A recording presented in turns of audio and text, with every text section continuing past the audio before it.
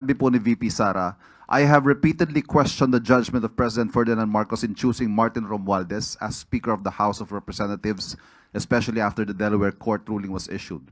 Sadly, President Marcos continues to display this flawed judgment by merely changing the leadership in both houses of Congress while keeping a stranglehold on the flood control probe through the creation of what is supposed to be an independent commission on infrastructure that is clearly under his control. One day, the floodwaters of truth and accountability will flow all the way to Malacanang, and on that day, the Filipino people will finally decide that we deserve better. Huwag ipahid ng Vice Presidente kung anuman ang patungkol sa mga anomalyang nagaganap ngayon.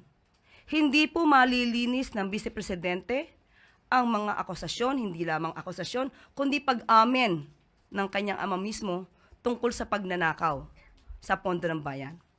So wag niya pong ipahid kung ano man ang nangyari noong nakaraang panahon at ng administrasyon sa Pangulo na ngayon na siya mismo nagpapaimbestiga ng mga anomalyang flood control projects. Ang tangi lamang po yatang niyang alam ay sirain ang Pangulong Marcos Jr.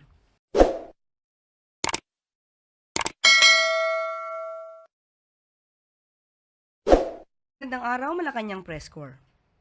Para kay Pangulong Ferdinand R. Marcos Jr., bida ang Filipino consumer.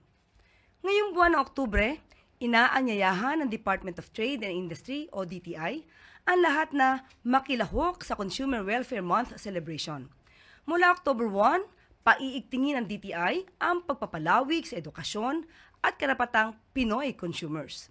Kabilang sa selebrasyon ang iba't ibang aktibidad upang isulong ang consumer welfare and protection ng bawat Pilipino, gaya ng Fun Run sa October 26 sa Intramuros, Manila, National Standards Week, Nationwide Destruction of Uncertified Products, Appreciation and Recognition Night for Stakeholders, Nationwide Monitoring of Consumer Goods, at iba pang aktibidad gaya ng Consumer Assembly sa barangay.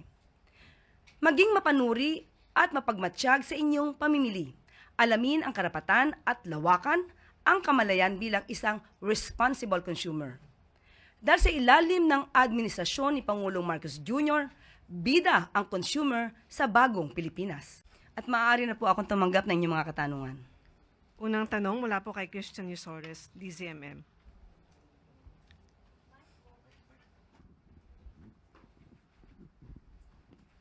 Good afternoon, Yusek. Good afternoon. May we know po the palace's statement or reaction sa resignation ni Mr. Zaldico as member ng House of Representatives. May mga umaalma po kasi na baka lalong hindi na po siya umuwi, and even DOJ Secretary Remulla said alam niya na baka hindi na magparamdam si Mr. Ko. Sa pangyayari po yan, kung nag-resign po siya, yan naman po ay kanyang kagustuhan. Wala makakapigil sa kanyang mga desisyon. Ngunit kung magkakaroon man siya ng kaso at maisasampa, hindi po niya ito maiiwasan. Hindi niya po ito matatakbuhan. So mas maganda po rito kung siya man po ay masasampa ng kaso, ipaglaban na lang niya ang kanyang karapatan at ipaglaban ang katotohanan na naaayon sa kanyang mga ebidensya. One follow-up lang po. How important po ba si Mr. Zaldico dito po sa gitna po ng mga investigations sa flood control controversy? Kasi lumulutang po yung pangalan niya for the past week sa mga hearing in the Senate pati po sa House of Representatives. Kung nababanggit ng kanyang pangalan, definitely dapat niya po itong sagutin. Dahil kung hindi niya po ito masasagot at iiwasan niya, lalabas lamang po siyang guilty. So mas mainam po na maipaliwanag niya ang kanyang side. Sunod na tanong, Katrina Domingo, ABS-CBN. Good morning, Yusek. Good afternoon, Yusek. Ma'am, may we know the status of the blue alert notice for Congressman Zaldico? Has it already been granted, and meron na po bang nabigay na whereabouts and current movement of the former congressman? Kakakausap pa lang po natin kanina kay Asik Miko Clavano, pero ang sabi po niya ay waiting pa rin po sila ng response. So hantayin na lang po natin. Ma'am, follow-up question. Na-raise po ba yung issue ni former Congressman Zaldico and his resignation during the LEDAC where both President Marcos Jr. and House Speaker Bogie D were present? Hindi po napag-usapan. Sunod, Ana Bajo, GMA Online. Afternoon, ma'am. Ma'am, may we just get palas po? Sino po yung namili kay Azurin to be the special advisor? Is it the ICI or President Marcos? And ma'am, what were the things considered para si Azurin po yung mapili nating kapalit ni Mayor Magalong? Kung sino man po ang namili, ibibigay ko na lamang po sa inyo kung anong detalye dyan. Pero ayon po sa Pangulo, ang pagkakapili po kay General Azurin ay base na rin po sa kanyang karanasan, sa kanyang mga kagalingan, at siya naman din po ay investigador at walang komplikasyon. Hindi po kasi siya politiko. Ma'am, but how confident is the President with Azurin being the special advisor po ng ICI given na he was implicated po sa isang he was accused of allegedly covering up yung drug haul sa Manila noong 2022, though hindi naman po siya kasama sa nakasuhan. So, yan po, maliwanag. Kayo na po nagsabi, hindi nakasuhan. Kasi kung naakusahan lang, madali po kasi mag-name drop. Madaling magbanggit ng pangalan. Madaling magturo, lalo na ngayon. Pero iba po kasi kapag nakasuhan at nagkaroon ng desisyon ng conviction. Thank you, ma'am. Sunod, Ivan Mayrina, GMA News. Yusek, good afternoon.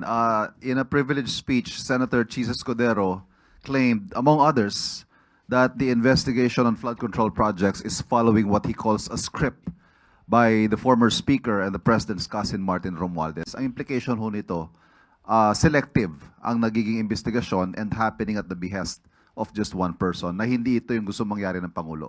Ano ho ang pahayag ng Malacanang kaugnay sa naging privileged speech ni Senator Escudero? Kung yan po siguro ang kanyang napapansin at nakikita, malamang hindi naman din po yan ang napapansin ng iba. Sabi nga po natin, sa ngayon, lahat po ng naituturo, lahat na nababanggit na pangalan, dapat nating i-considera na inosente. They should be presumed innocent until proven guilty. Let us go to where the evidence leads us.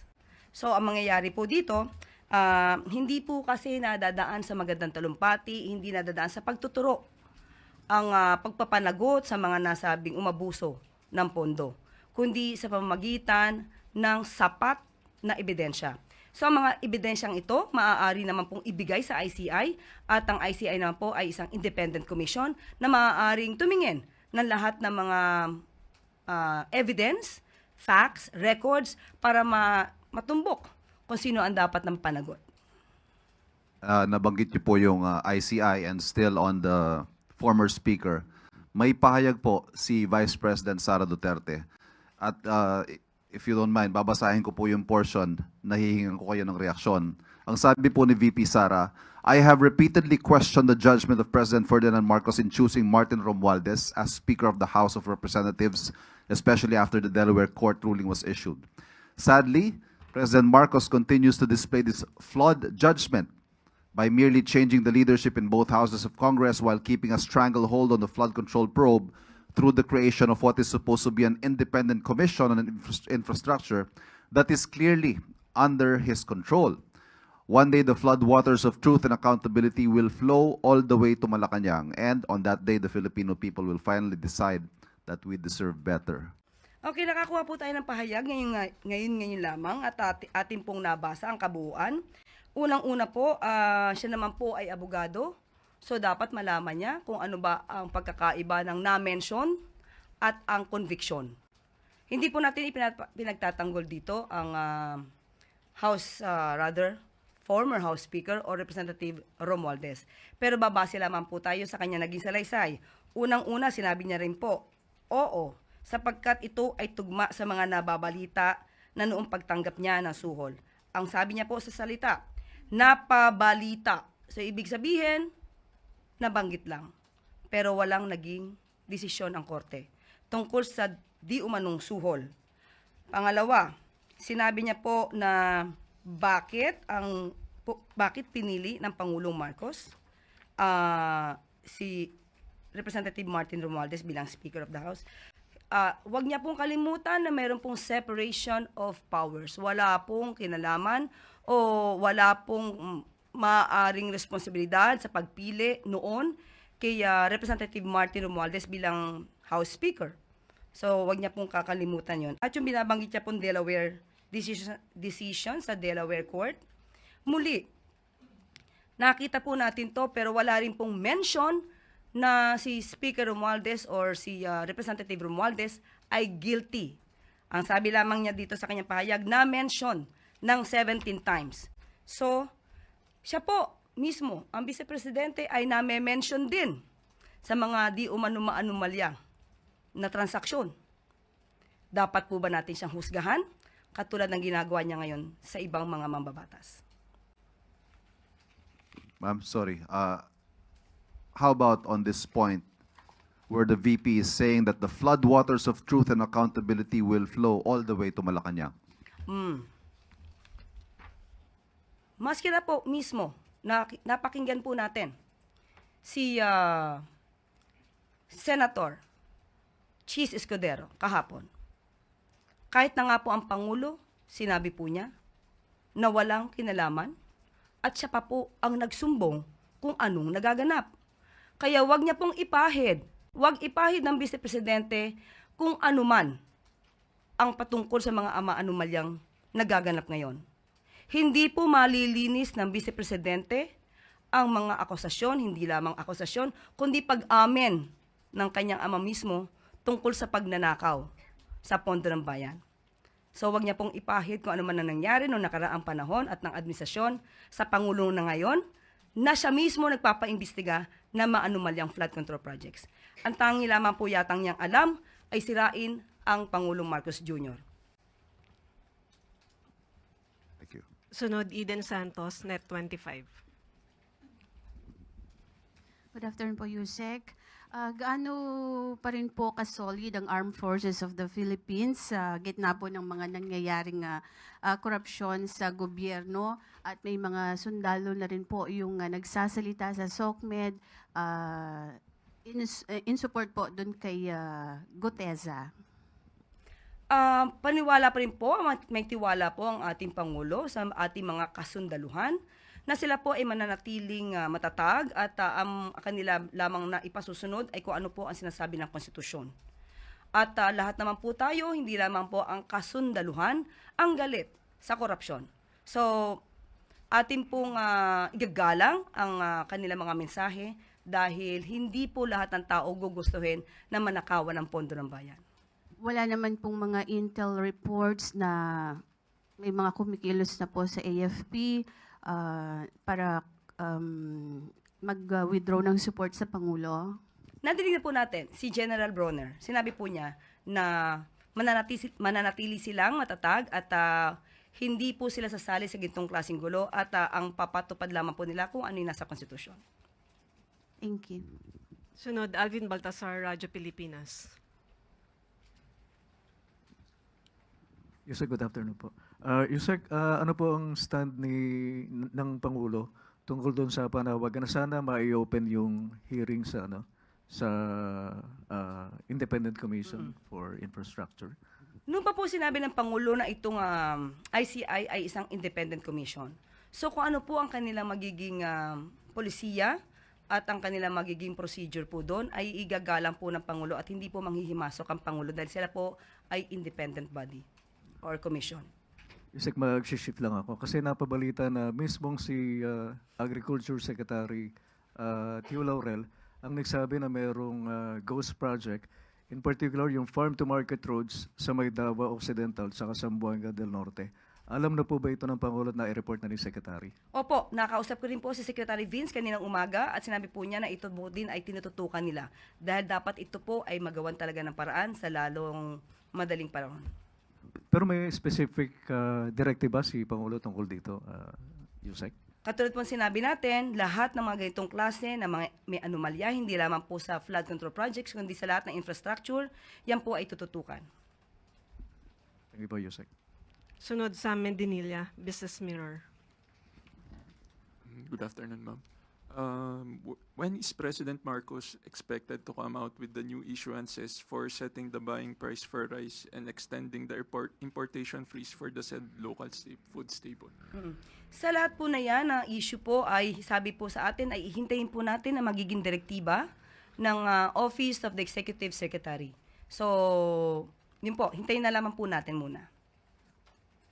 Tapos second, follow-up po. Is the President reconsidering the importation ban extension after the recent typhoons caused over 1 billion damage in sa agriculture? Sa ngayon po sa ating pagkakaalam at ang pagkakasabi sa atin ay hanggang November 2. After that, hintay na lang po muli natin kung anong magiging polisiya. Thank you. Easy clear. Nakatakdang pangunahan ngayong hapon ni Pangulong Ferdinand R. Marcos Jr. ang oath-taking ng mga bagong halal at appointed officials ng League of Vice Governors of the Philippines o LVGP. Inaasahan na magpapaabot ng kanyang pagbati ang Pangulo sa mga bagong halal at appointed LVGP. Aabot sa 70 Vice Governors ang inaasahang dadalo sa oath-taking mula sa iba't ibang bahagi ng bansa. Kinikilala ni Pangulong Marcos Jr. ang progresibong hakbang ng mga Vice Governors sa pagpapatatag ng kanilang kakayanan at kagalingan sa local governance at legislation. Bagamat nagmumula sa iba't ibang bahagi ng Pilipinas ang mga Vice Governors, naniniwala si Pangulong Marcos Jr. na pinagbubuklod sila ng kanilang commitment na makapaglingkod sa taumbayan at sa bayan. Ang LVGP ay isang non-stock, non-profit at non-government organization na nagsisilbing plataforma para sa tuloy-tuloy na legislative development at policy reform sa mga probinsya. Nagsisilbi rin itong plataforma upang mapalakas ang local autonomy ng bansa. At pangungunahan ngayong hapon ni President Ferdinand Marcos Jr. ang muling pagbubukas ng Philippine International Convention Center o PICC sa Pasay City. Ilang buwan matapos na ipasara for renovation noong March 2025.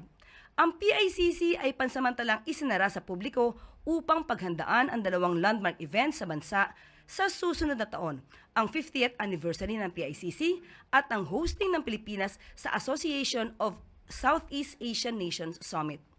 Kabilang sa mga upgrades sa PICC, ang installation ng complete state-of-the-art audiovisual equipment para sa international at local event servicing, ang malaking LED wall sa mga meeting rooms at halls at high-speed complex-wide Wi-Fi. Kasama rin dito ang enhanced security systems at energy-efficient LED lighting. Ang PICC ay opisyal na nagbukas sa publiko noong September 5, 1976. Ito ay nagsisilbing historic at architecturally significant convention center na dinisenyo ni national artist and architect Leandro Locsin at ito ay pagmamayari ng Bangko Sentral ng Pilipinas. Kabilang sa mga historical events na ginanap sa PICC ang Miss Universe pageant noong 1994 at ang ASEAN noong 2017. At dito na po nagtatapos ang ating press briefing. Magandang araw para sa bagong Pilipinas.